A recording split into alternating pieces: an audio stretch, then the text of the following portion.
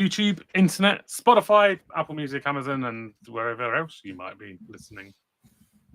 Welcome to Boropod. I'm Nate, obviously. Greg has returned from his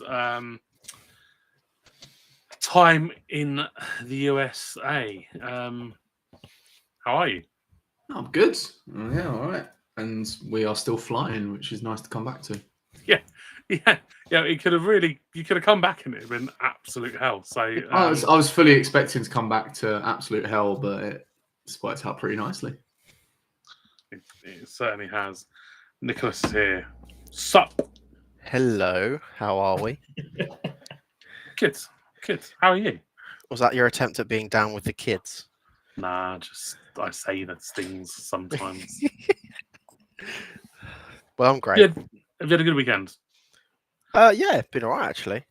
I didn't end up making the trip to Orient, but have you been to see any musicians that you bear a passing resemblance to recently?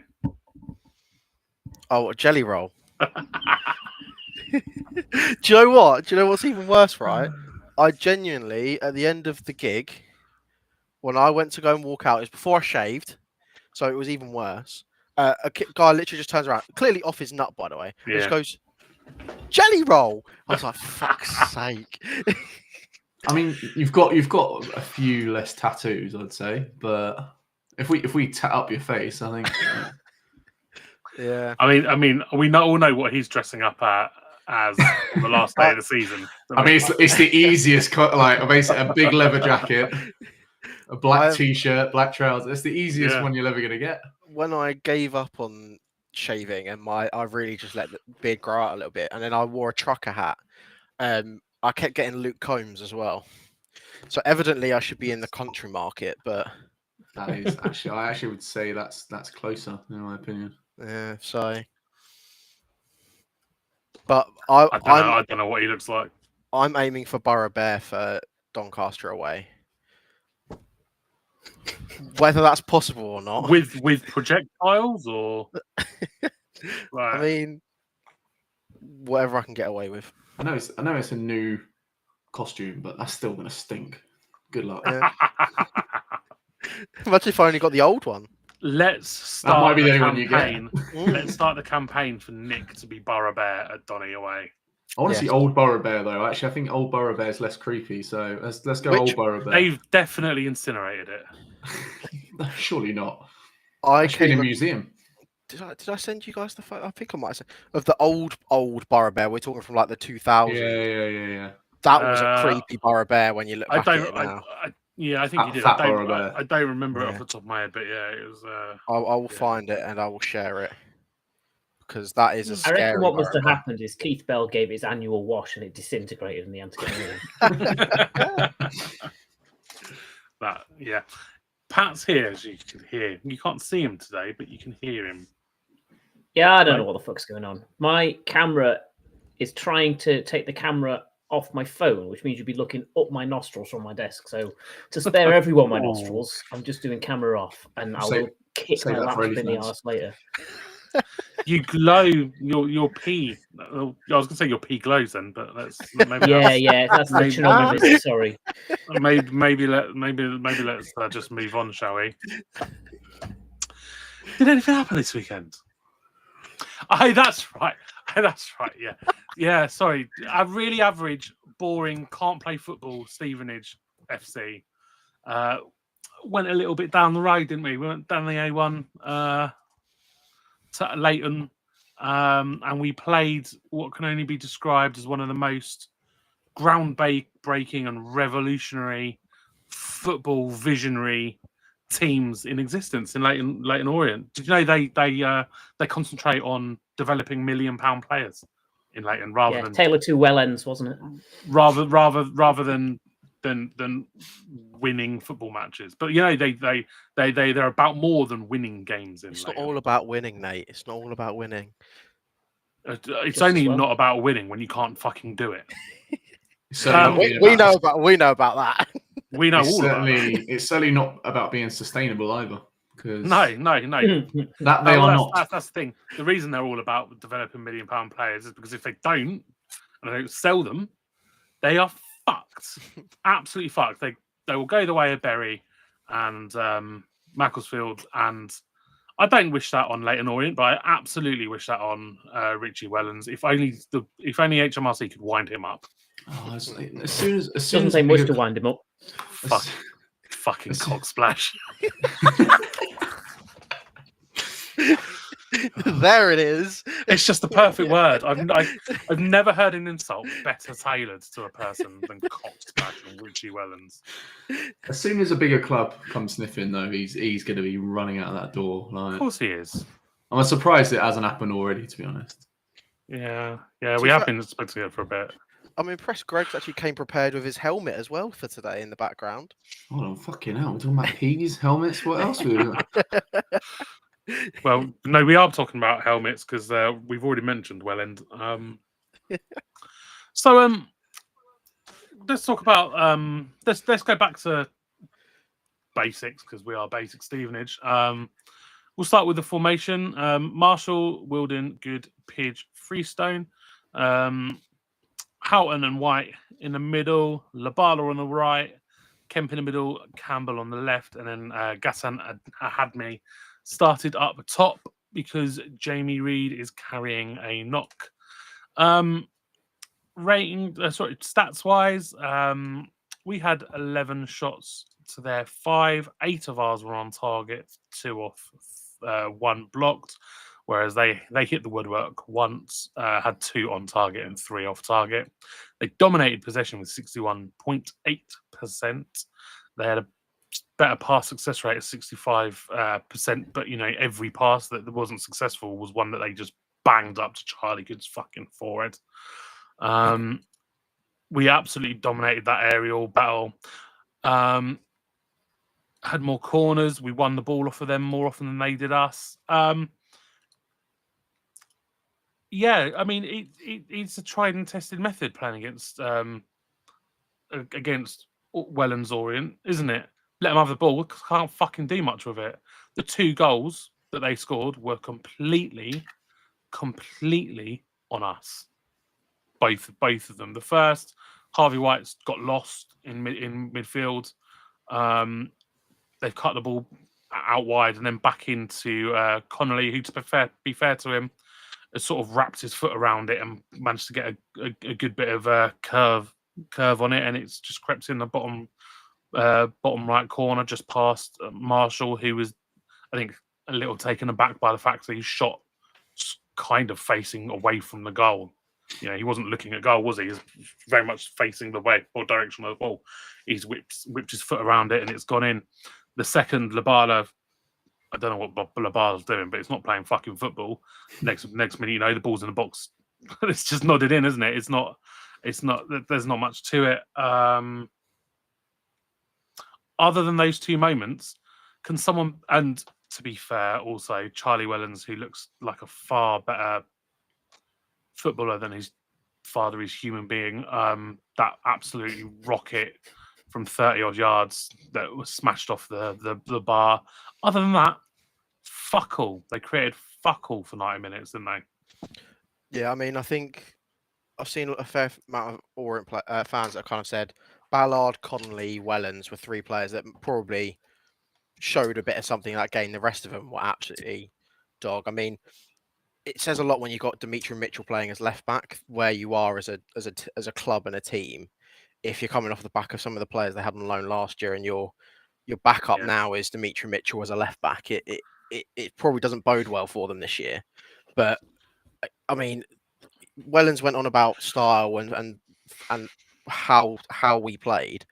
I think they played the most long balls in the game. Even their fans have been complaining about how many times. And I think it was 82 or 87 to our 65 long balls. And their proportion of long balls was higher than our proportion of long balls. But we're the hoofball team, aren't we? We're the team that pumps it long. They like playing football. And apparently all they need to do is play a few passes around our centre backs and they'd be in. I'm thinking, God, if only actually maybe done it, maybe you could have won the game. If that's really how they viewed that game and that fixture, why is it that every time we play them, they rely on smashing the ball long and hoping that they can win the second ball, because they don't win the second ball and they don't win the headers.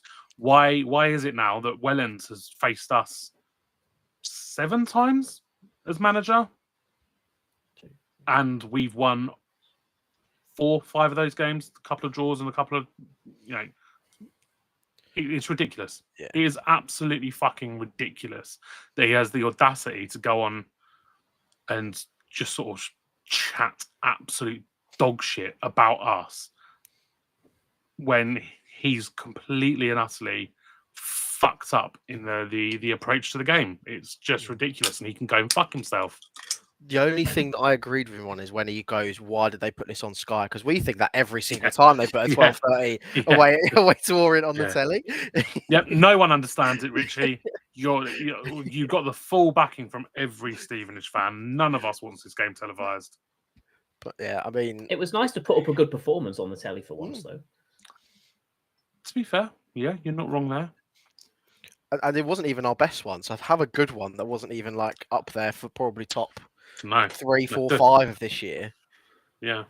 The reaction after the first goal was the most important part for me. I think there's games that we've gone a goal down, and like last year when we went a goal down against Orient away from home, we didn't really ever look like scoring, getting back into the game. So to hit back, you knew that was it, didn't you? Yeah, to hit back within 90 seconds or 2 minutes or whatever it was good. And look, I mean, it was a great finish by Harvey as well. But those are the sorts of reactions that you need to see when you go a goal down. You need to be right back at it again. And I know it's a vulnerable time for the team who has scored, the next sort of 5 minutes or so. But that was great, because I think it set that tone of, okay, we're back level, and we kicked on from there. Whereas if we'd got to half time still 1-0 down, who knows what that game would have become. So I think it was really, really important to get the goal when we did. And I mean, it's a flash of brilliance from Harvey as well, from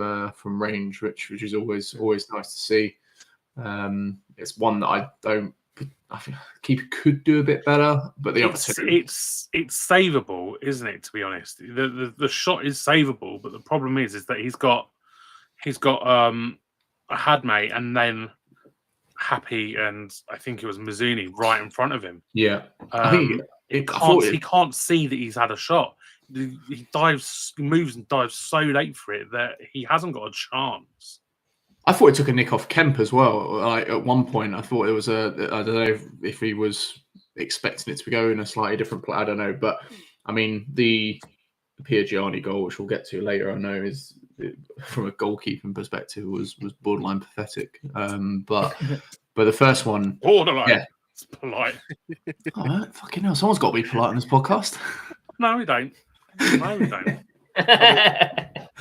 Just to follow on from our ability to come back from behind, we've won the most points out of the 92 this year from losing positions. Yeah, we've won 9 points of the whole 92. Of the whole 92, yeah. And when it's not that long ago, when we were like getting into January, February, and I was like, we keep losing from winning positions. This sucks. I'm like looking at it, was like 15, 16 points that we'd lost from losing positions over the course of not very long. Last season, it took till February for us to pick up points from a winning position. So, even in the last year, that's been a huge turnaround in getting results from losing positions, which again is a good trend to have. It's a nice habit if you can keep that up. And similarly, Rev said that in his post-match, that he didn't think we'd have won the game last year if it'd gone the same way this one went. Yeah.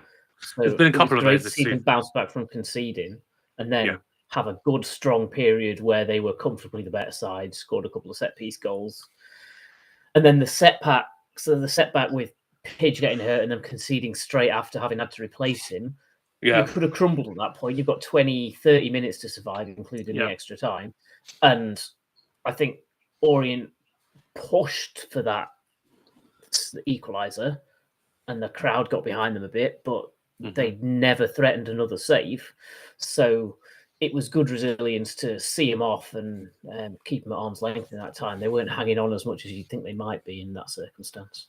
And I think contrasts from last year again is the set pieces. I mean, Apart from last year, I reckon of the last 3 years, set pieces has always been our biggest threat. Last year, I can't even remember us scoring maybe 2 or 3. We weren't great from headers last year, were we? Like from corners and that. And suddenly, Orient, we've scored 2 from set pieces. You got Harvey White whipping free kicks into the top corner last week. Like everything that we looked back at last year and went, we fell short in that area from where we'd been the 2 years before. We've completely transformed it again this year, and that's why we are where we are in the league. And I think we all kind of said it last year is where we had those shortcomings compared to what used to be our strengths. That's why we were sitting a lot lower. It's those little fine margins of 2 set pieces and suddenly we're 3-1 up in a game, feeling a lot more comfortable. Yeah, I also think really sold himself in the post-match press conference where he was like, "Oh yeah, it's interview, I should say. Oh, I just had to get it back on target, mate. That was a really good header back across the goal in a space where people went. There was 2 people, it was a keeper and a defender on the line, and you angled it back across and missed them both. It was really good. Don't undersell yourself." He lost his marker beautifully. Like it was masterful the way he slipped him. One of the things that so I can't remember who it was, but someone tweeted a link to a Letyon Orient forum and like saying, "Oh, have a look at how we're being sort of, the game's being discussed there." One of the things I found really, really interesting about it was there's quite a lot of praise from them about how fucking good we are from set pieces, and it's almost become a bit of a trope, isn't it? It's like, oh, big strong Stevenage, good at set pieces, not good at football.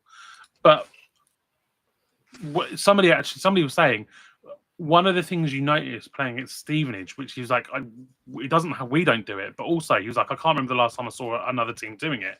It's when the ball's coming in. If you look at the runs that are being made, every Orient run into the box is a straight line. So it's really easy for defenders to read where the fuck they're going. You watch us, and pitches like this, pitches like whirling dervish. He went forward and then turned back, didn't he? They're all doing it, and and you can see it's drilled so hard into them during the week, during training sessions, because it is fucking excellent. I mean, the Not the Top 20 podcast dropped an episode today, and they had Johnny Jackson on, and they spoke about us at the weekend against Orient, and specifically Wellens' comments. And even Johnny Jackson was saying, yes, they are really good at set pieces. Like, they are one of the best in the league. The difference is they've also got players like, who didn't even play, by the way, at the weekend, Phoenix Patterson, who obviously at their place in the trophy completely run them ragged. And it's the whole extra dimension that, yes, we're really good at set pieces, but we showed quality during the game as well. It wasn't just set pieces that won us that fixture. Like, we were good. The way they play generates those set pieces. Yes. So it's like having that extra dimension that actually it's the quality of the football that leads to the set pieces that enable us to take advantage of them. But that's also the biggest thing for me this season is the business we've done in the transfer window has been absolutely amazing. We've actually got players now playing in their natural positions who we can get the strengths out of, even if, Chem Campbell isn't having a good game, then you've got Patterson on the bench to come on and change it up. And that's not what you can say about this Stevenage team in the last 2 seasons prior to that. Is you're playing Listy out wide or Reedy out wide or putting players in positions where you don't really want them to be. Now we've got players in abundance almost who can naturally play in those positions and get the best out of what they bring. And we've been relatively fortunate so far with injuries. We haven't, found ourselves with 5-6 players out. Obviously, there's a few knocks here and there, but which is obviously expected. But it just feels like it's kind of all come together. And the fact that we're now, good on set pieces again after, as we said, a pretty poor year last year. That was a huge strength of ours in the year that we got promoted. Yeah. But we were nowhere near that kind of level. So bringing that alongside the fact that we now have players playing in their rightful positions and getting the best out of those, it's only positive things, and that's music to everyone's ears, apart from Richie Wellens. I mean, I think if you talk, Reed wasn't available, Dan Phillips was out, Louis Thompson's still out for the foreseeable. Even Jake Young's injured, who was a regular off the bench last year. Mhm. Our subs at the weekend, we brought on Dan Sweeney, Jordan Roberts, Dan Butler. We didn't even need to use Lewis Orford, who can't even get a game because Harvey White is on absolute fire at the moment, and Phoenix Patterson. Like even 2 years ago under Evans, if we had 2 or 3 players out of our 20-odd missing, suddenly you're bringing youth players in, or you're having to bring an emergency loan in from in January or whatever it was that really shouldn't be playing minutes, but he's there for cover. Like our squad is ridiculous compared to what we've kind of experienced over the last few years. Yeah, absolutely. It's by far and away the best squad that we've had here. Full stop. I think quality wise, and like you were saying, not just quality like in the first 11, but across the backup. Like there's so much quality in that side. I'm really looking forward to seeing Lewis Orford play football. I just don't know when he's going to get a fucking game at the moment. You're not dropping Harvey White, are you? And as much as Dino thinks he's a lumbering gobshite, Houghton's playing, isn't he? You're not gonna drop him. Look, Dan Phillips. When's Dan Phillips going to get a game? He's quality, but I don't think he displaces them because I think the balance between Houghton and White is superb. White was fucking electric Saturday. Like he was just superb. And I know he made that mistake, which eventually led to the goal. But he bounced back very quickly. But the rest of the game, he was excellent. He was really excellent. His movement, it was almost like a Jake Reeves-esque performance. Every time he picked up the ball, he just seemed to have forever to decide what to do with it. And to be fair, he was up against a recently returned from injury Sean Clare and Idris El Mazouni, who I'm not sure. I think I think it could be a good signing for them, but I'm not sure he's being used correctly. I'd much prefer to see him pushed a bit higher. I think Harvey is Harvey is a confidence player that if he's got the kind of if he's sailing into the wind, like if it feels like the world's going against him, then you're not going to see anything from him. He goes within himself almost. And I think when he was here under Evans, I think it was just too drilled to the point of that's not what his game is. Now he's been able to, and look, I'm not saying he's got complete free reign to float around wherever there has to be structure to it, but it just feels like this role that he's developed for himself, he's getting the best out of him, and that's refreshing to see because I think I've been critical of him in the past. I know we all have. Yeah, I think there's a lot of people who have been.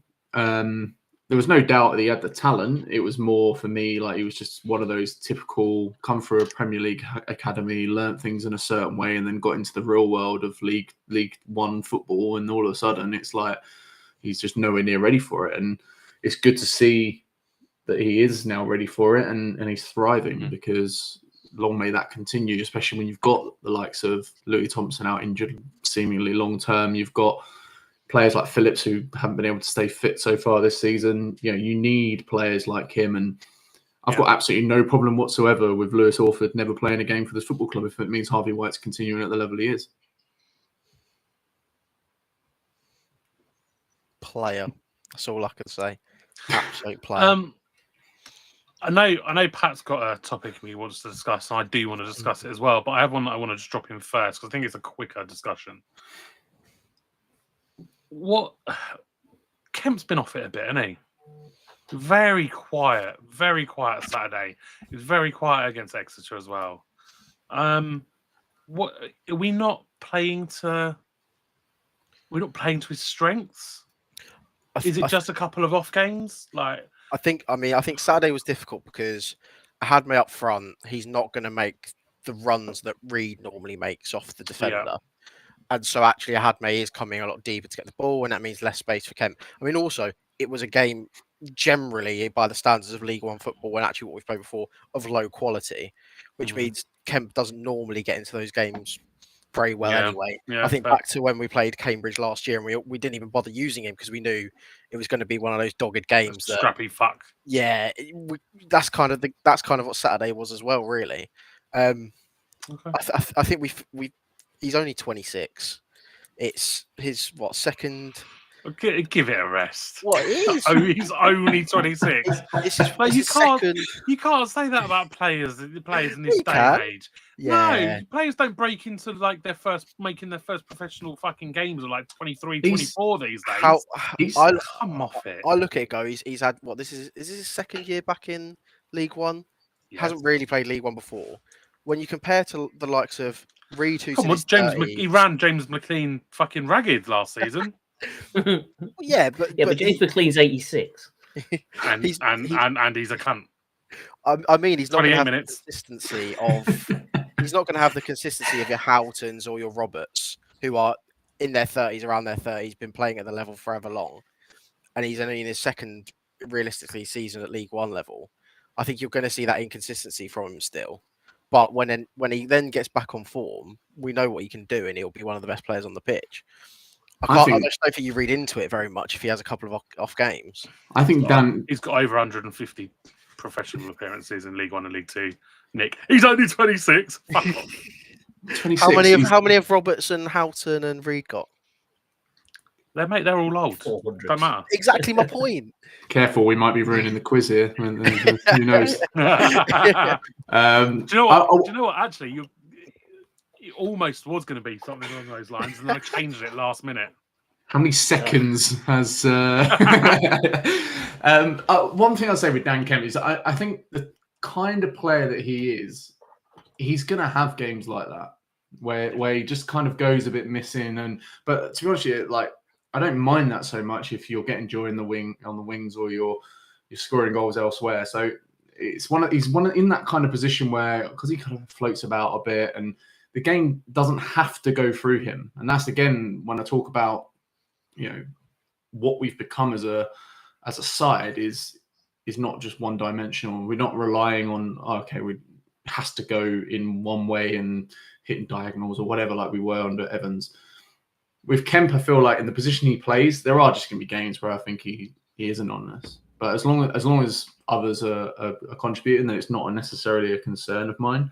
And he doesn't strike me as a sort of player who, I mean, on Saturday you could easily just go and absolutely tear it up again. It wouldn't surprise me if he did. He did have moments against Exeter and against Orient where the ball came into feet, but he had two men on his back. His first touch has just taken him away from both of them, and he's just played a simple pass away. So it's not like he was bad. It's just I think it's so noticeable when he's on it because we look fucking fearsome. And I think at times in both those games, it was noticeable that he wasn't as involved as much as you would want him to be. But again, I think I've said this a few times in the past now. It's one of those things where they're probably playing League One for a reason at this stage. That they're not going to be. He's only 26, so they're not going to be the ultra consistent players that you may expect in the Championship and in the Premier League, are they? So perhaps it's a bit harsh to expect him to be a 7, 8, 9 out of 10 week in, week out. We've got a player in our squad who epitomises being a League One player, and that's Jordan Roberts. Like every week in, week out, you're either going to get barnstorming performance where he's chasing every single lost cause, covering every blade of grass, nutting somebody. Like you're gonna have that, and then also you're gonna have other games where he's just so far off it that it's like you're just wasting a spot on the football on the pitch right now. Yeah, absolutely. And that for me is like, I mean, that is what League One footballers are. Unfortunately, if you play with the level of consistency where you're doing it every single week, you're not playing in League One. Mm-hmm. Silver and Black made this point in the chat before we started that Kempy's due a goal, maybe the winner on Saturday, and obviously we all hope that. I think the difference between this season and last season is last season he was like 90% of our creativity, so we had to force a lot more through him. This season we're a lot more multifaceted, so we don't have to go to him as much. We have functional wingers providing stuff as well, and that's good, right? Because that means when he does have a dip, we're not completely stymied from creating chances. So what you're it's saying tougher for him because he's not seeing as much as the ball, but it's better for the team as a whole if we're not so as reliant on him. Yeah. So what you're saying is that he's got the luxury of being able to have an off game, and it's not going to affect us so bad. Absolutely. Fair. Harvey's up on 3 assists for this season, and then Patterson's in with 1, Houghton's got 1, Kemp's got 1, Roberts has got 1, Butler's got 1. So you're seeing contributions from Spread across around. the pitch. Yeah. Pat, do you wanna introduce and make your case for your topic of discussion? Sure. So I was worried about our goalkeeping situation, and we've brought it up a few times this year, talking about new keeper under crosses, but Tay's not looking great either, and that's just leading to a lack of competition there, and maybe a problem for the team as a whole, and that's underneath all the winning, maybe a background concern. So I went and looked at shots on target allowed versus goals conceded, and I was trying to find it for the whole of the league, but I couldn't. So I just did it for us versus our opponents. And for all of our games this season, including the cup games, we've had a worse percentage goals from shots on target allowed 5 times. We've had a better one 5 times, and we've drawn it once. So no obvious difference there between us and our opponents.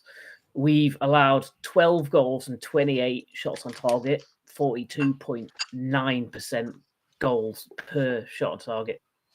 Yeah, and that feels not great, but maybe I've just been watching too much hockey, because our opponents, 21 goals allowed from 50 shots on target is 42%. So we're basically exactly the same as our opponents. So I'm less worried now I've had a look at the stats than I was before. I just maybe was focusing on the couple of games like Letyon Orient, where 2 goals from 2 shots on target allowed. That's a concern, but it's not a consistent worry, I don't think. I think we face so few shots in comparison to other sides that I think it will naturally look worse when Marshall concedes a goal every 2 shots. But actually, if you think of Exeter's goal was from a yard out, and things like that, I don't think. I mean, I'm looking at some of the save percentages from our division, and he's not far off of of Cooper at Barnsley. He's mid-table. He's 12th out of goalkeepers. He's got a far better defense than Barnsley, though. Yeah, but in terms of his actual save percentage, it's not like he's letting in goals that he should be saving. Yeah. So I mean, we've only Bolton have faced fewer shots than we have this season. They've faced 66 shots to our 82. Shots on target, they faced 18 shots on target to our 24. We've conceded 8 goals. They've conceded 10. So the conversion rate for strikers against us is 9.76, which is incredibly low. Not quite as low as some. Sixth in the table. Cardiff, 4.67% of shots on target have gone in. Lincoln 6.6, Northampton 7.2, Bradford 9.4, Exeter 9.6. That surprises me because they're shy. So yeah, I think that it's not. It's tough to look at that and attribute it to a goalkeeper, isn't it? Because we.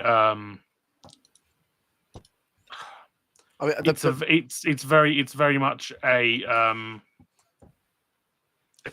defensive stat. It's a team stat these days, isn't it? It shouldn't be looked at as just a goalkeeper stat. Yeah.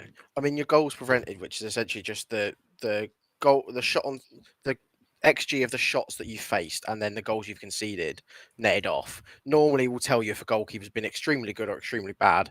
Corey Adai, when he was in Crawley, I think his was something like goals prevented was 8. And then the next one was 3 because he was that dominant in goal. Marshall is 1.5 up, so he's prevented more goals than he's conceded. Generally, in other words, he's pretty average.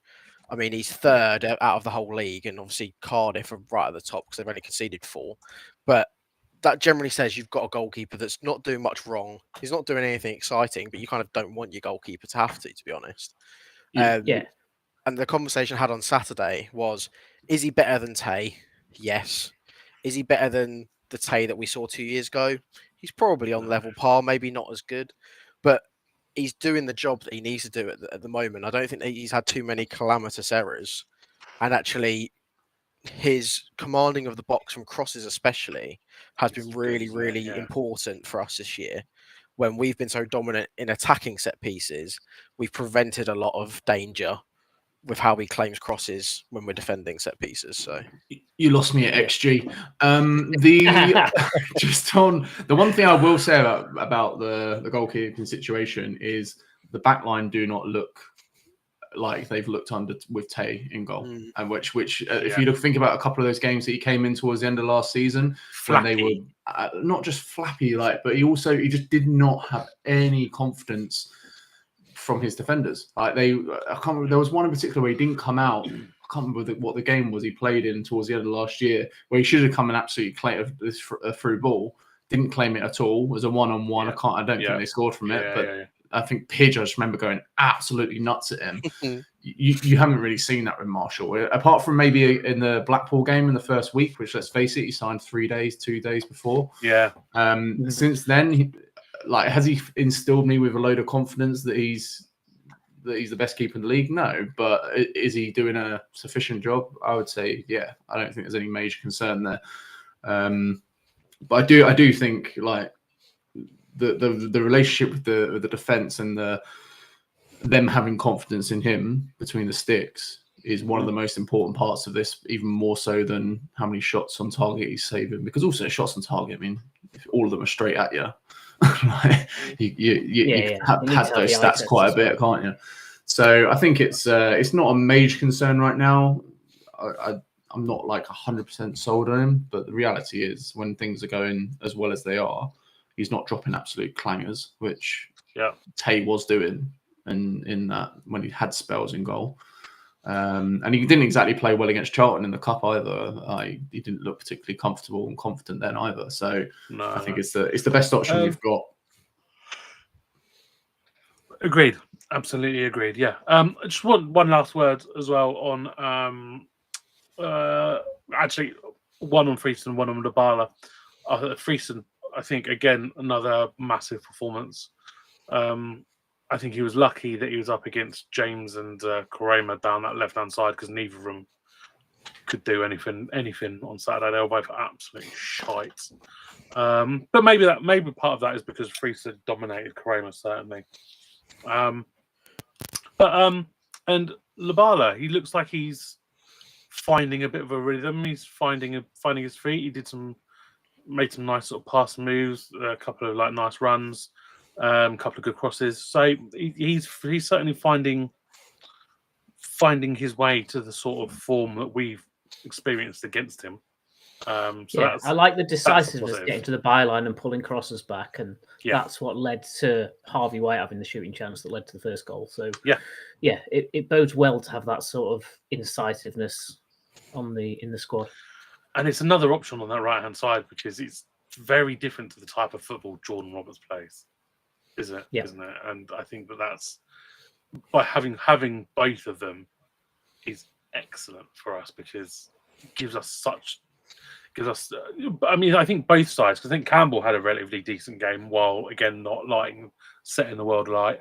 And I think that again, you've got 4 now very different wingers on each side, haven't you?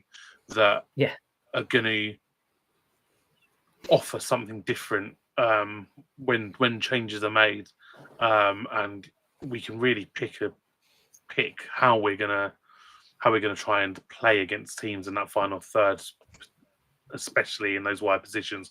Whereas last season, like Greg alluded to, we didn't really have any specialists. We're in those positions. We've definitely got people that are built to play those positions, and it makes us far more dangerous on the front foot. He won a lot of headers on Saturday, and it gave me flashbacks to when last year we were playing Kemp at right wing and playing diagonal balls to him up against fullbacks and him trying to win headers. I was thinking, how far have we come in the space of not even 12 months? We've now got options to play wide that can win a header against a fullback. Round pegs in round holes. Greg said it earlier. Our summer recruitment has been fucking superb, and you compare it to Orient. Orient lost a lot of players. Like the bulk of their performers last year have gone. They were either on loan or they've been poached by other clubs, better clubs. They're £1 million deals. They're £1 million deals. It's lovely. It's lovely to see him wallowing down in the middle of who the fuck cares. That's going to be interesting though, and not less. I don't think we'll be concerned about this in January necessarily, but next summer, if Harvey White continues in the vein that he's been in recently, this club, it has to be a selling club as well to be sustainable. Absolutely. It's going to be interesting to see like some of those younger players, like even potentially a Chem Campbell, potentially even a Patterson, like if they get interest from bigger clubs, whether this, what we would do about it. Obviously, it very much depends where we end up, I guess. Yeah, I think we've got the opportunity with the likes of Doherty and Bates when Bates is eventually fit again, and even Max Woodford. Like that's how we've made our money in the past is those younger players, and actually that's meant we haven't had to sacrifice starters or squad players. But I think we're one of the. We're a club of a certain size that if someone comes in with a bid that matches our valuation, we're not going to about it and hold on to them, are we? We're going to be like, thanks for everything you've done with us. Yeah. That's good money. See you later. Was it Ethan Galbraith who played for Orient last year? Was it £1.5 million they got for him? If you get a £1.5 million offer on Harvey White next summer, I can't see how Phil doesn't take it. I don't see how he doesn't take 750, 800k. Potentially, yeah. But I think, especially, let's not give people ideas. But as well, Spurs have got a 40% sell-on clause on him, so it'll be nice. It'll be nice if that has a expiration date. An expiration date, but I now now Levy's gone, they might forget about it. I don't think we're in a position where some clubs have been where they kind of have to. I look at like the Richard Coney Wickham situation, and you look back at that and you go, you definitely should have taken this however much million it was in January you're being offered in comparison to what they actually got from in the summer. But how much of that was because Dodds came in and played him a certain way and actually that's what causes value to dip, not the fact they didn't take the January deal. It's always difficult to judge, but I understand that point of if you get a £1 million bid for Harvey White, I don't think it will happen. I'm not. But I'm not going to lie. I don't think it's.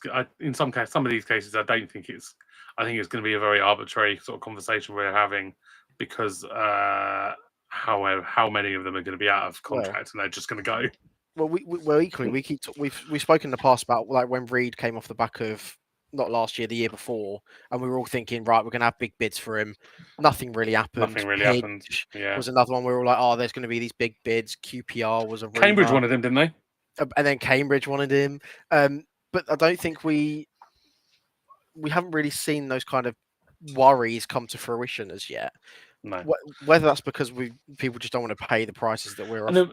And of course, when we go up in the summer, they're going to stick with us anyway because they're going to get a massive pay rise, and we're going to be playing Championship football. So the one thing you can praise Phil is that he rewards players when they perform. Yeah, he does. Like how many times have we seen articles of new and improved contracts? Roberts and Reed.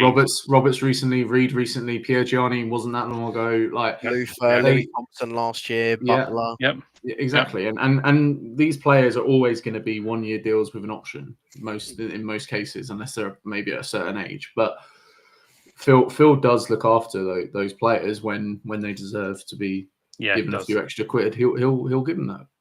Which again, partly with an eye on protecting them from leaving on a free, I suspect as well. But I like that; it's canny. Yeah, absolutely. We've had a comment from John James says Kemp, like Roberts, needs a spell on the bench. I think in the run that we've got, I don't think that's likely. I think with Luton, you definitely want this coming Saturday. You absolutely 100% want your best 11, best available 11 starting. That obviously includes Kemp. He's more or less, I think, would be the first name on the pit on the team sheet most weeks. Even if his form has dipped a little bit, I think it will do Roberts the world of good. I mean, we saw the way he came on again and then kicked on against Exeter. It's fucking excellent for those last however many minutes he was on the field, wasn't he? I mean, or equally, who are you putting in place of Kemp? It's Roberts, isn't it? In the 10. Mateus. Well, we ain't seen him play a league game this year, I don't think. But no. But it's either in that 10 position, it's Kemp or Roberts. Phillips. if he's not injured. Yeah, Phillips, if you just want a guy pressing and driving people insane. Yeah, definitely. It's very different kind of. I don't hate against some. I mean, I wouldn't hate that against Luton. I think that would torment the absolute fuck out of their back line and cause no end of mistakes. We're assuming he's fit. He hasn't been fit for 2 weeks. I haven't got a clue. I don't even know whether he's just not playing or whether he's fit. I couldn't tell you. I assume it's that he's not fit because surely he's on the bench for Orient. I mean, I did think at one point during the game we needed Phillips in that game at the end really to do a bit of the doggy work, but he wasn't there to come on. But yeah, I mean, if you take Kemp out for Saturday, assuming Phillips isn't back, you're putting Roberts in anyway. And I think at the moment you probably stick with Kemp, and you look for Roberts for the impact if he's not playing off the right in that game anyway. Which, you know what, I wouldn't be against Roberts starting against Luton. It might be what he needs to get into that kind of intensity of a game. Sometimes he thrives in those scenarios. He thrives in those big games, doesn't he? Yeah. I think he turns up more often than he doesn't in those big games. So perhaps. Right. We are going to move on.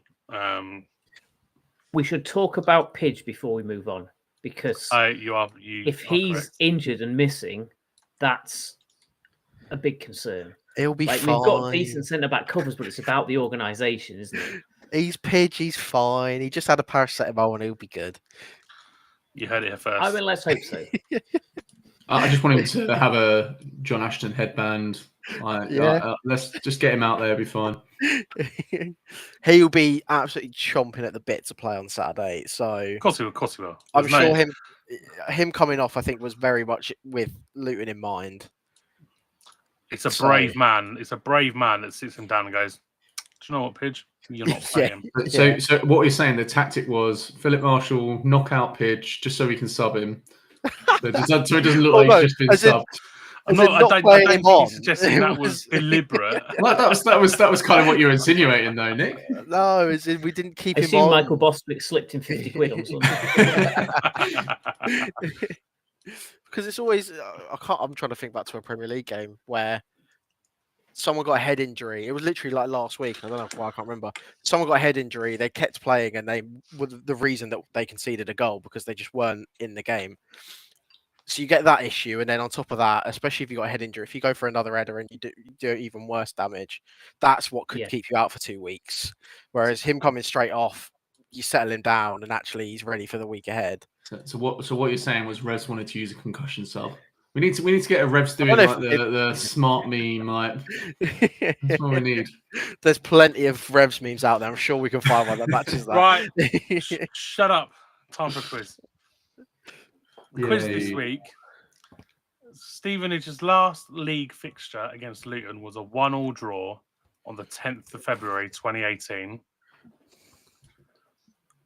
I want you're going to take it in terms to name players.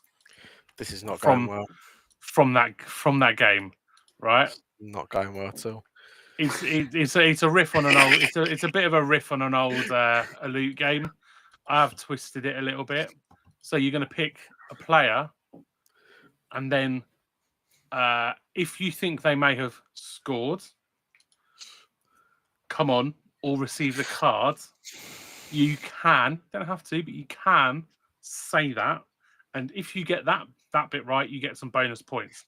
So when you pick a player, if they are on the bench, you get 1 point. If they start, you get 2 points. Sorry, you get all these are the bonus points. Sorry. So if they were on the bench, you get 1 point, so it'd be 2 in total.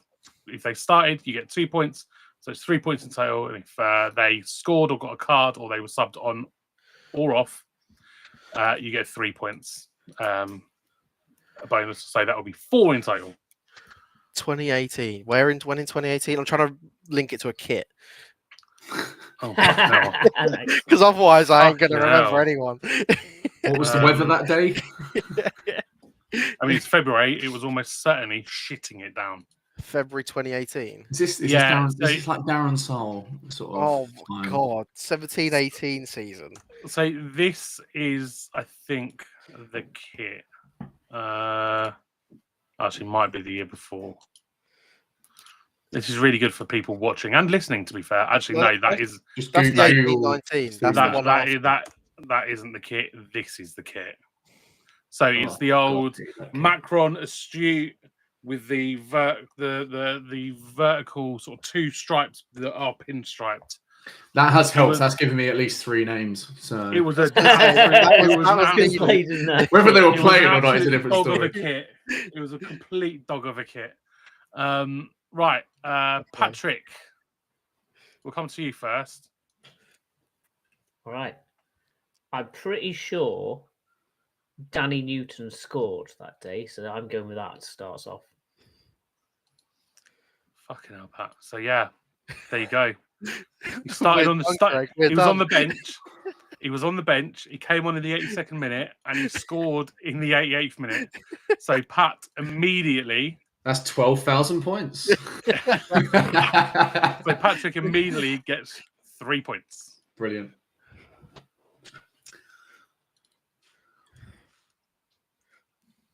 Who's going next?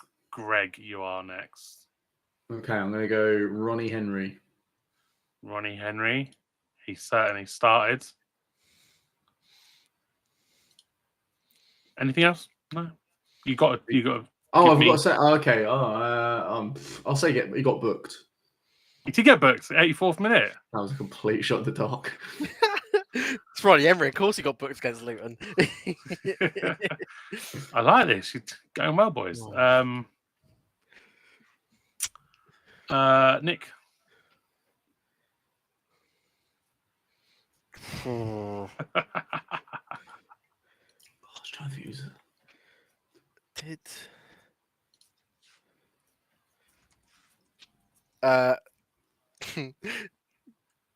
Do I? Yeah, I'm gonna do it. Jack King. Jack King did play. He started. He must have been booked. He wasn't booked. Well, but he did start. So I wish he'd played. He'd been sent off just so you could have said Jack King off as your answer. Jack, more tattoos than Jelly Roll King. Excellent. Backtrick to Patrick. At the risk of confusing things, is there any penalty for guessing a thing that turns out to be wrong? Do you lose points for guessing a booking that didn't happen, or is it just a freebie? No. Don't you be doing that, Pat? Because then you can hedge your bets, right? Yeah, you just keep saying everyone got booked. Kennedy, and I may as well guess he got booked. And he was a gobshite, so he probably did. It's a freebie. He started on the bench, and he was subbed on, so you don't get any bonus points for that. So you just get the single point for the fact that he was on the bench. Next, okay. Nick. Sorry, Greg. I think he was still there. Matt Godden. Matt Godden. Yeah. I didn't score because we already pretty sure named the scorer. And Matt Godden, I don't think has ever been booked in his life. So no. I'm just going to say he just started. He was subbed off. So you do get the bonus point for the fact that he started. Sorry, the 2 bonus points for the fact that he started, but he did get subbed off, so you don't get that extra bonus point. Bullshit. Nicolas. Do we still have him? I'm gonna go with Tom Conlon. Good shout. I can't say any more until you make a guess for something. I mean, you don't have to. You don't want to guess. You don't want to guess. And can I get points for assists? No. Oh, I got booked. No, he was on the bench and he didn't come on. So you do get your 2 points. The scores so far after 2 full rounds are: Nick has 5 points, Greg has 7 points, and Patrick has 6 points. Ooh. Back to Pat. I'm going to say Terence Van Koen. And obviously he didn't get booked because he's a perfect boy. That feels too early. I thought it was too early. No, Terence. No, Pat's right. He played and started. Played left back. What? Yeah.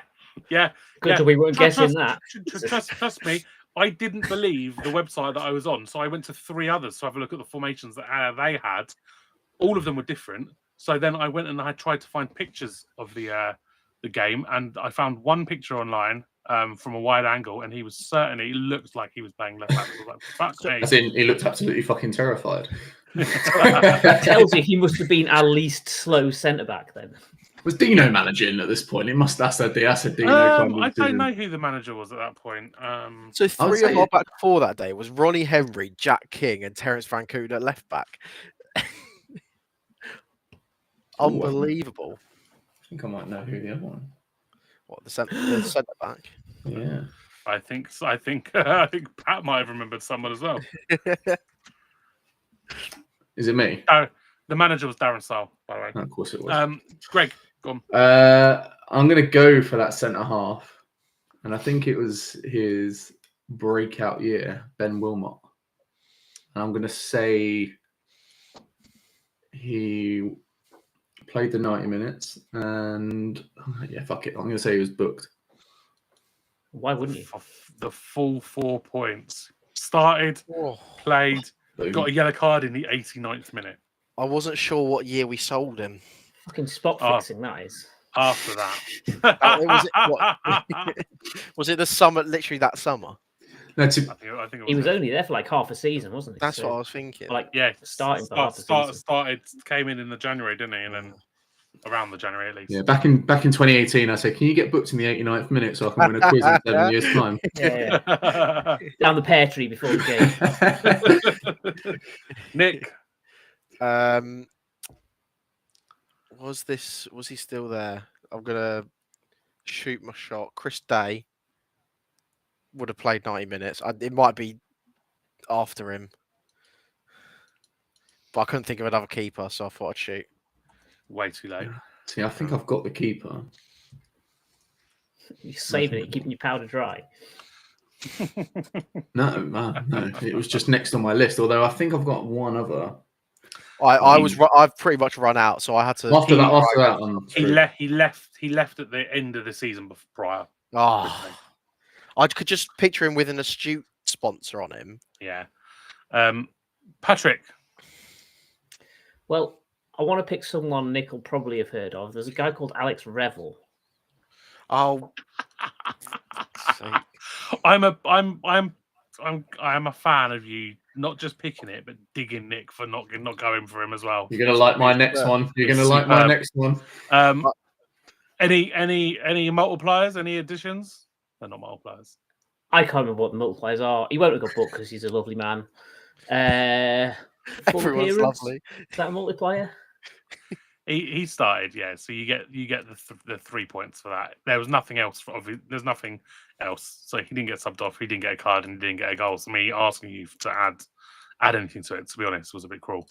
He was getting booked at a higher rate as a manager than he did as a player. Oh, absolutely. And that's only that's because he gets booked when Keith Bell swears at the fourth official, doesn't he? No, Keith got that yellow gets card. His bookings, yeah. Does he? Oh. Yeah. Greg. I'm going to go with this one because it's going to make Nick cry if I'm right. Luke Amos. I'm going to say that he was booked and he was subbed off. Oh, he's gone for a double. I mean, you don't get double points. You only get you might as well fucking go for the one set. But he was subbed off in the 73rd minute. That's when that's when Kenners came on. Nicolas, you have four players from the 11th to pick from and 4 off the bench to pick from. So I don't know who the keeper is, so that's not going to go very well. Right back, centre back's done. Left 3 midfielders. Done. 3 midfielders. I'll be honest, I forgot 2 of them played for us. The one I'm going to go with, Chris Whelpdale. No. It was just after. You can see him in the astute, can't you? You can, yeah. Fraser Franks. Great shout. Great shout, yeah. That goal against Doncaster, man. Oh, It was a stunner, wasn't it? we lost 4-3 and I skipped home joyfully. It's weird. And a pick for the bonus points. Nah. Does he get a bonus point for saying there's no bonus points? No, he doesn't. No. Well, I mean, I suppose he would if that was the case, but no, he was subbed on. He started on the bench, so you do get the bench edition. So you do get single extra points. So just after, especially after you went, no, I'm not picking. I've still given you a point. Pat, after the first pick of the, I don't know, the 12th round or some shit, Pat has 14 points. Greg has 15 points, and Nick close behind with 5 points. Come on, Nick. Hey, I won last week. I'm happy. Greg, you're up. I'm going to go with the goalkeeper. It's between two. I can name. Actually, no, I won't. Just in case, I'm going to go Tom King, who is an absolute cocksplash after when we played Salford a couple of years ago. Yeah, you never get out on point. Sesame Street. He didn't get booked. That's for sure. No, he didn't. Are you going to say anything for the bonus points? He played a full 90 minutes and had a cracking time. Yep, 2 points for Greg. 3 points total for Greg. Sorry, Nick. I'm just checking. You've still got those three midfielders. I couldn't remember what club Tom King's. It was at Everton. That's it. He was at Wolves last year. Wow. Crazy, isn't it? Yeah. He was their third choice keeper. You know, the English one that they get for the registration rules. He's now at Everton doing the same thing. Yeah. The only other possible midfielder I can think of is someone called Charlie Lee. No. Oh, Charlie Lee, what a player! I think Pat just had a cock splash. I'm Freaking delighted his camera's not working. It's partly like the era he was in. There was a lot of shit, and him being. He's like Barry Bannon for Sheffield Wednesday now. It's just like the one thing that makes him watchable. Oh, don't be talking about his hairline like that. That's harsh. Pat, you're up. Last round. Well, look, if it was the Fraser Franks era, it must have been the Luke Wilkinson era as well. Oh, that's a good shout. It's a great shout. Any addition to that? I mean, if he got any minutes, he will have been booked. So let's say that. No, but you do get the bench point. He just didn't feature. I'll take it. Greg? Points are all the range. I got no idea who the midfielders are, but I think I know who the unused substitute goalkeeper was. So I'm just going to go for whatever the points you get for that. Go on. Joe Fryer. Joe Fryer is indeed correct. He was shit. So, Nick, the last pick of the game, you've got the three midfielders that no one can remember, and you've got a striker that was on the bench that didn't feature. I'll give you that for free. Who's the midfielder that we've had said? Luke Amos played midfield. And Conlon came on. Conlon or did he not? Conlon did not come on. No, he was just on the bench. Kenners came on for Luke Amos. Who is in that kit? Oh, I think no. Is that 2018?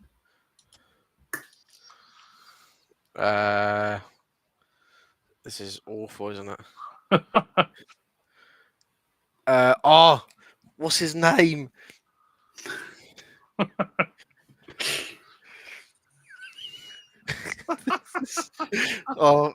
just going to say a random player now. Something truly awful entered my head when you did that, and I can't wait to tell you boys what it is at the end when we're not live, because I will absolutely be cancelled for saying that out loud.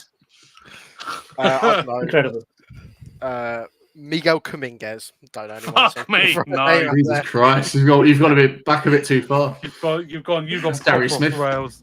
You got proper off the rails there, mate. I couldn't think of it. I was thinking of some Irish guy that went through our academy. I couldn't remember, but you said you're thinking of Mark McKee. Yeah, but I wouldn't have said he didn't start. Surely not against. No, Luton. but then I thought that Nate would have remembered he played for us. So fuck off. Oh, what did he actually play?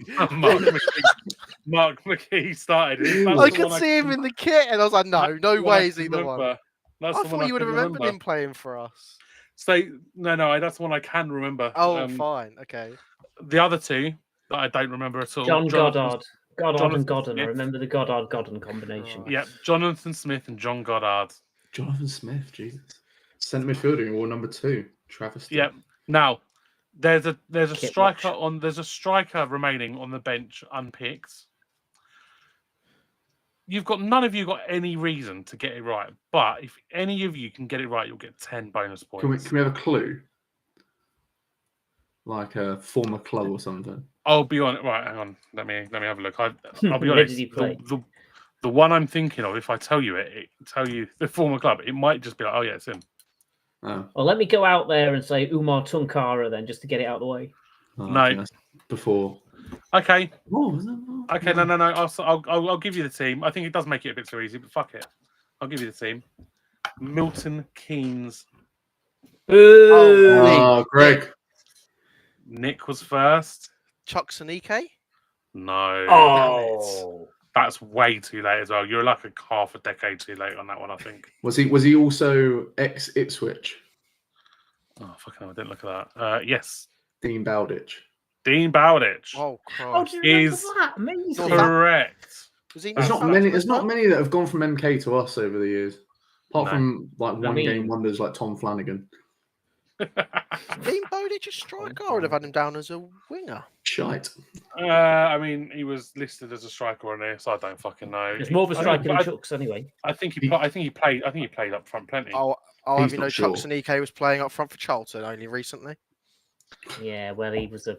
Where's he Isn't now? he in prison? midfielder Isn't he when in was prison here. now? Not Chuck That's Sanike, Lucas, Lucas Akins. and J. Emmanuel Thomas, although he's now out. He's playing in non-league, but Oh, Jet. Whatever. Who cares? Prick. So the final points to that: Nick on 5 points, Pat on 16, and Greg winning with a whopping 31 points. How the Close. fuck? I can never understand how Nate's scoring systems work. No, nor me, but I'll take it. Fucking magic numbers out of anywhere. Amazing. Do you want me to take a screenshot of it so you can sort of try and figure out? No, a I bit don't of, care. yeah, because I'm I just think this is a pleased we got all complete the players. fix. Can you tweet it as well? Yeah, I'll tweet it. I'll fucking tweet it. Here you are, boys. Oh. Can you No, tweet I know, last thanks week's as for well? the- Because I need to live off of that for another few weeks. I will send you the screenshot of last week's for sure. Yes. Because I couldn't. Nick, I couldn't even remember what player it was that got me all those points last week, which is a bit sad. that would be Jordan Roberts. Oh yeah. I can't believe Terence Um, Van Kooten played left back. And you spelled Yeah, level no. wrong. I'm still a bit shocked by it. I'm not gonna lie.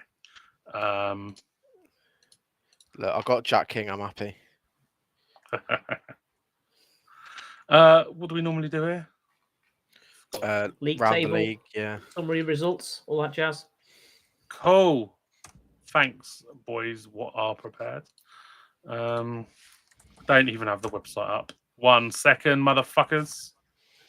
You want me to Who do the table? really cares? I can't believe you got Jack King off the board. Whee! He's the only one I could see in that show. I'm just padding here. Just padding. Good. I appreciate it. Last weekend's fixtures, starting with the early kickoffs. AFC Wimbledon won 2-1 against high-flying Wycombe Wanderers. How's that Stevenage, manager bounce obviously, going? They bounced. Oh, It was brief. Man. Like all things that bounce, gravity's brought them back down.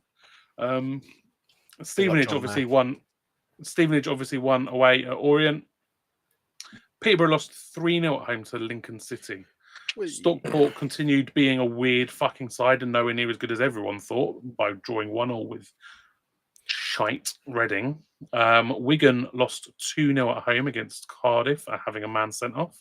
Barnsley lost 2-0 at home against Port Vale in possibly the surprise of the weekend. Bradford beat Blackpool 1-0. Burton lost 4-0 at home to Plymouth. Exeter lost. Problems. That's problems, isn't it? Exeter lost 1-0 at home against Huddersfield. Luton won a game of football 1-0 against Donny. Mansfield beat Rotherham 2-1 in a game no one was that surprised about. And again, another bit, possibly a surprise, although Bolton ain't been great, is a 2-0 win at home for Northampton Town. Did you see Mason Burstow's miss in that game? No. Fucking brilliant. So good. Sensational. He scored four in the last 6 games and misses an absolute howler. Oh. He's been firing, isn't he? It's not quite as bad as Ryan Loft's miss, but I saw that one. It's a bit like it was Ben Thompson level, I think. That's where I'd pitch it at. Well, I'm gonna go look at this miss. So the up-to-date league table. Oh, Burton. Christ. Sorry, I've just watched Burstow's miss. The up-to-date league table. Burton, bottom of the pile with 5 points. They do have 2 games in hand, however. Next, you've got Peterborough, Blackpool, and Rotherham in that order on 7 points, separated only by goal differences. Then you've got Wickham just outside of that drop zone on 8 points. Reading and Exeter up to 18th on 9 points. Then you've got Orient and Vale on 11 points. Plymouth and Wigan on 12 points. Northampton on 13 points. Mansfield and Bolton on 14 points.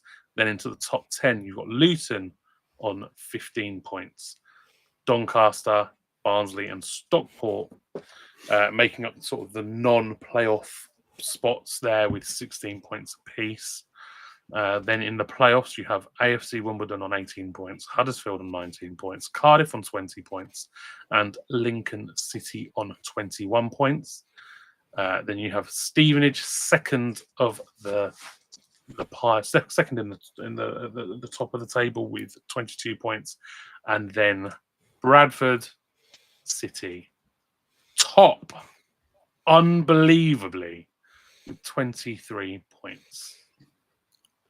I'm surprised that top 3 stayed the same top 3 that we had after last week. Mad shit, bruv. I also want to point out AFC Wimbledon being 6th is absolutely ridiculous. Fucking wild, isn't it? I think if there are in the top 6 or 7, there are 3 sides you would expect to do a Mansfield from last season: Bradford, Stevenage, and AFC Wimbledon.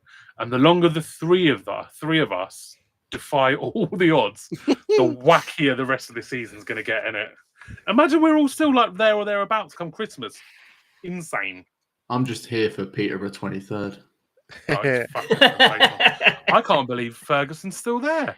Or have I missed the sacking? I think McAnthony's run out of money. I mean, how many times do you have to pay him out? Yeah. You're still paying him out from the last Exactly, yeah, it must be. No, surely, Gates, we'll rehire you if you let me write off that £4 million. The bottom 4. I mean, like rolling your credit cards into another credit card. Oh look, love! I've got another transfer, 0%. Consolidate your Fergusons. Again, that's a fucking episode title if ever I've heard one.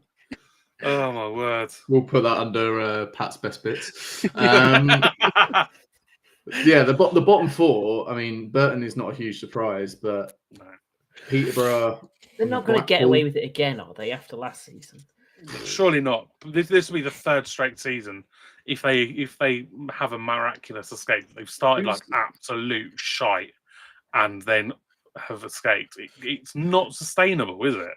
Who's is it Bowyer who's still there as their manager? He is Bowyer, isn't it? Yeah. I said at the time that was a shit appointment. People told me I was wrong. Well, they lost a few in the summer. Like Bod Varson was really key for them, wasn't he? At the back end of last year, they lost him. They lost a couple of other key players, and they just didn't replace them. So they were bad anyway, and then they just got even worse.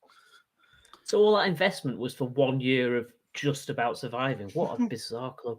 Yeah, but great investment because they gave us however much for Terence Van Kooten, who's now injured again. Is he still there? Who could have predicted it? Yeah. He got injured a few weeks ago or something like that. Because I was checking that as well because I hadn't seen him in a squad for ages. He's still there. He's not played for him this season. Yeah, no, he got injured in pre-season, I think. Was he playing left back? He's not. He's not played since the 3-1 win against Belize in the World Cup qualifiers in June. Yeah. But yeah, I did go searching on their page. He is still there. Okay. He was in an injury update from a few weeks back. Okay. But But yeah, Blackpool.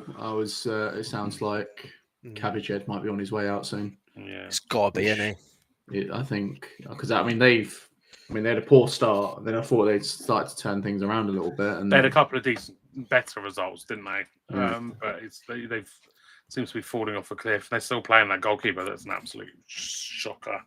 Oh, is that Peacock. the old Leeds guy? Yeah, he's been playing for years. I mean, they've got Luton tomorrow, so that'll be interesting. Yeah. So moving us on to fixtures this coming week. Thanks, Nick. Blackpool Luton tomorrow evening. Cardiff Burton tomorrow evening as well. Cardiff Burton's going to be an absolute fucking, innit? Jesus Christ. It should be. On Thursday evening on TV, Rotherham Bradford, because why the fuck not? Yorkshire Derby. What you want is a load of pissed up Yorkshire fighting on a Thursday night. That's classic. Yep. Saturday lunchtime kickoffs. Wickham on the lunchtime kickoff again against Barnsley at home this time. And then you've got Doncaster. Imagine subjecting national TV to 2 Wickham games in consecutive weeks. What are they doing? I know, but not picking Stevenage Luton. Mental. Then you've got helmets. Yeah. Then you've got Huddersfield Stockport, Lincoln Exeter, Plymouth Wigan, Vale Northampton, Reading Mansfield, Blackpool AFC Wimbledon, Bolton Peterborough, Cardiff Orient, and then Stevenage Luton. And that takes us on to Stevenage versus Luton quite nicely, as it was listed last. It's going to be sellout, boys. Yeah, how many Luton fans are going to be in the home end? They only managed to fit Aaron in by turning him sideways and hiding him up against one of the pillars. I was wondering where you were going to go with that, turning him sideways and sticking him up someone's arse. It's only wafer thin, so it's fine. I'm pretty sure last time we played Luton at home, you could have watched it over the fence because I think that's when they were doing the Norseman, wasn't it? So you got the highlights, and you quite regularly just saw people stood on Broadwell Way just watching, standing on a little box, looking over. Well, the last time we played Luton was in the Pizza Trophy, and we won on penalties. But yes, last time in the league was the subject of the quiz. I nearly did the Pizza Trophy one, but I was like, no, we won that game on penalties. That's far too interesting. Let's go for a shit. I could have told you the carnage as well. Donovan McComa. Did he play? That was that. I can't remember. What was that guy? Is it Donovan McComa? Donovan McComa. He played like one Pizza Cup game and then disappeared off the face of the earth, and he's never been seen since. No. Donovan? Anyway, sorry, I'm digressing. What, in this Pizza Cup game? We had Joseph Anang started, Luther Van Kooten, Cuthbert Coker, Smith, Taylor, Reeves, Osborne, Lines, Norris. Oh, here we go. Donovan McComa now plays in Malta. Ooh. I'll say hello to him next time I'm over. Right, sorry, Luton. Yeah. Luton. It's going to be a sellout. Luton. I have no idea what to expect to this game. So they've been on a bit of a weird run of form, haven't they? They've in the last 6, they've got 3 losses and 3 wins. So they beat Burton away. They lost to Plymouth at home. Got absolutely stomped by Lincoln away. And they beat Donny at home. So someone's pizza's in. No, my Greg sent a picture and my phone's on a plate. Nice. So that's it. Yeah, I don't know. Luton are a bit shit. They're in disarray, is what they're in. They are. They're really bad. Post match on 3 Counties, and he was basically saying some of them don't want to be playing, and that ain't good enough. We need to be all together, pulling in the same direction. And when he's saying that in public about his players, it might be a shot across the bows. They need to pull their fingers out, but it might make you even more be like, "Well, fuck you, Gaffer. What's the fucking point?" Their squad is massive. It's enormous, isn't it? They've still got like Adebayo there, who isn't playing, but is still in the squad. I think they've got a couple others that are in there that still aren't playing. but Yeah. it's ridiculous. I mean, even then, their squad is meant to be one of the best in the league, and definitely hasn't shown it. They're really shit in like the fullback areas. They concede a lot of chances from wide positions, and so a lot of the goals that scored against them come from sort of wide places. But they are also it's a weird stat to be sort of jumping on, but they are really poor against defending against players running at them, specifically running at them. They just sort of just can't tackle anyone. So I can't wait for them to put an absolute master. Choo-choo Phoenix. Choo-choo. I would go with Phoenix. I would go with Phoenix, Kemp, and Roberts for this one. I think Roberts not playing 2 games in a row is going to really fuck him off. And I do worry that he'll get a yellow card in the 3rd minute. But he might have already done the damage to the scoreline by then. So we might see the footballer with the greatest ever name, though. Go on. Marvelous Nakamba. Marvelous Nakamba. He came on against Doncaster. Any quiz points for that? Next week, maybe. On paper, that side is way too good for League One. And I kind of feel like at some point it will turn for them. Hopefully not Saturday, but I do think they'll go on a bit of a run at some point if they get some of the players back who have been missing, and because I mean this squad has absolutely no reason to be in League One, which makes it even all the more funnier how much they're struggling. But I think that's where, in hindsight, is a wonderful thing. With predictions, I think everyone stuck Cardiff fairly low based on what squad they had, but it was the same players, and so they played together for pretty much a year previous, came into the league, and have obviously kick-started from day one. Whereas your Lutons and even your Huddersfields really have had some average results. Are pretty new squads that have started a bit slow, but you'd fully expect to take off kind of up after 10 games, really. So it'd be interesting to see how the league shifts come Christmas. But yeah, Luton should be one of those that I can imagine their fans will be very, very annoyed if they don't come away with a win from Saturday. There's a lot of Bloomfield out stuff coming in from the Luton fans on Saturday. I think if they don't get a result, Saturday, it'd be discussed. Yeah, I think if they don't get a result against us, then that's going to really ramp up, because there's nothing worse than losing to Stevenage, is there? There's plenty of things worse than losing to Stevenage, losing to Burton, losing to Peterborough, losing to Reading, Bolton, Blackpool, Orient, Vale. I was going to say Villa then. Depends how basic we play. Like, if we play pretty basic, then it's probably one of the worst things in the world. But and if your name's Richie Wellens, that's awful. Also, I just think this game is one of those. I'm not going to call it. It's not a trapdoor game, because it's not a game that necessarily we might be slight favourites to win, but I think it's going to be. I don't know. You never know with the atmosphere you're going to get in the stadium.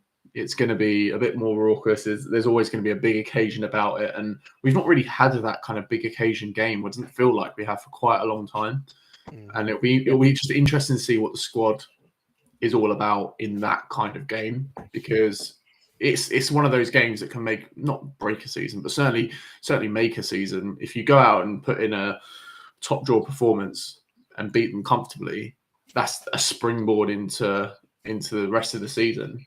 If you go and shit the bed and go and get turned over, there's going to be a little bit of indecisiveness that you then hope doesn't kind of carry on into any further games. But it's one of those ones. The negative side of me is shitting it, thinking this has got 1-0 Luton written all over it. But at the same time, there's no reason, based on the form that they've been in, that we shouldn't be going there with our tails high and going and winning this game, because there's no reason to be worried about it. Even though that squad is, there's championship quality players in that squad, like Anderson, Saville, Keeley. Jerry Yates scored double figures in championship last year. That squad is too good almost to be in League One. But I think that's been their downfall almost. Believe they're in hype, don't they? it would appear. Yep. Yeah, well, yeah, I don't know. Fuck Luton. That's all I've got to say. See you on Saturday then. See you on Saturday. Yeah, I've decided You've not. seen a lot of them on Saturday and all. So Yeah, I've decided to not bring the wife and kids to this one. Just keeping them away from. tout some tickets. Tout some tickets outside.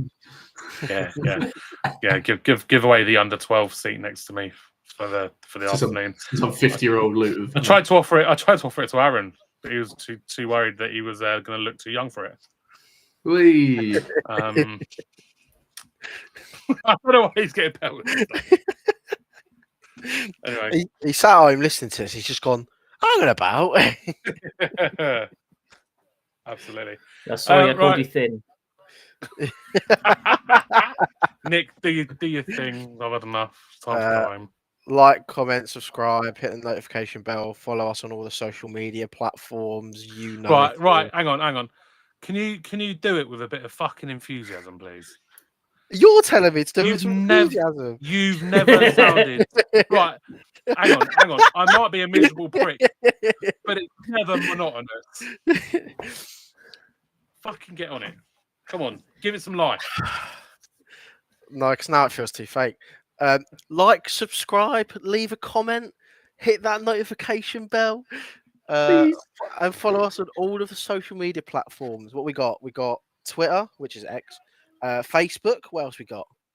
Blue Sky, Spotify, YouTube, all the social medias. Yeah, that'll do. I like that in the middle. I like that right near the beginning. I like near the beginning. Your voice break in the middle. Yeah, it did. It was good. Like notification. And now you know why I went with the monotone. Practice needed. That's all. We just need to pre-record this, I think. And then we all just sit here really stony face on live on YouTube while it just plays. Great idea. Anyway, chaps, thanks for joining me today. Thank you everybody for watching, listening. Whatever it is you do, like Nick said, do things. Find us, talk to us, etc. Up the Boro. Fuck Luton. Fuck Cocksplash with Richie Wellens. Woo! Cocksplash.